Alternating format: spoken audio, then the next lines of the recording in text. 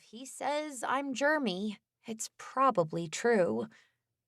Clarence was studying me. I could feel him doing it, so I focused even more on brushing Matzo Ball's perfect peachy fur. Then he said, "Harriet, are you upset about something else?" Actually, I was upset about something else.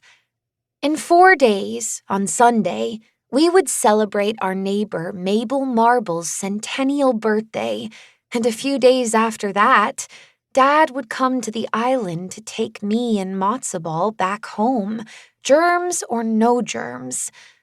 I wanted to tell Clarence how I felt about leaving the island, but I was a tangled together ball of feelings. Some of the tangles were about how I hadn't even wanted to come to Nanu's B&B in the first place. I'd wanted to stay home for the summer. Now that it was almost time to take the ferry back across the water, back to the way things had been before I came to Marble Island, before I met the captain and Clarence, before I discovered what a great mystery solver I am. Well, all that together made the tangles. What if I told Clarence all that and he didn't understand? What if he was excited for summer to end, for school to start? What if he wasn't going to miss me as much as I was going to miss him?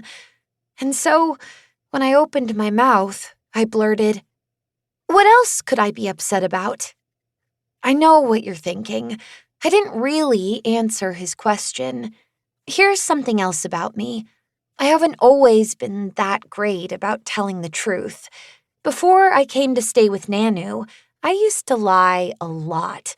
Sometimes to hide the truth, sometimes to avoid certain things, sometimes for no reason at all. But nothing good ever came out of that. And after the thing with the captain's binoculars, which is a whole other story, I made a decision. I'm not going to lie anymore. If it's not the truth, I'm not going to say it. But it turns out that it's not easy to quit a bad habit. Nanu calls it turning over a new leaf. I guess it doesn't matter if the leaf is new or old, as long as you turn it over. The point is, I said what I said because I didn't want to lie to Clarence about how I was feeling. But from the way his mouth was twisted, I could tell he didn't believe my not a lie, but not really the truth either. "Harriet," he said, "I think that—" Whatever he was going to say was interrupted by the front door banging open and the captain stepping out onto the porch.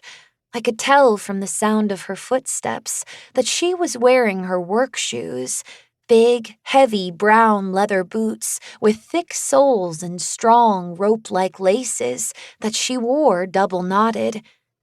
All my mixed-up feelings went away, poof, just like that. All that was left was excitement, and Clarence must have felt the same way because his mouth wasn't scrunched up anymore, and he was smiling. I stopped brushing Matzo Ball. He meowed and swatted at the brush to let me know that he wasn't done being brushed. The little bell on his collar tinkled merrily. "Sorry, Matzo Ball," I told him. "We'll have to finish later." I picked him up to take him inside. He meowed again, loudly this time. "You can't come," I told him. "You'd scare off all the birds." Slowly, Moneypenny followed us from her shady spot on the porch and made it halfway into the sitting room before she flopped down again, this time on the rug by the sofa. She was asleep before Matzo Ball leaped over her to land in his favorite sunny spot, the window seat. I returned to the porch and closed the front door firmly behind me. The captain looked at each of us sternly, first me, then Clarence. We stood still and let her. We knew she was determining if we were dressed appropriately. I was wearing Dad's overalls from when he was a kid. The magnifying glass Dad had sent me hung in the hammer loop, just as it always did, and the old gate key was tucked in the front pocket.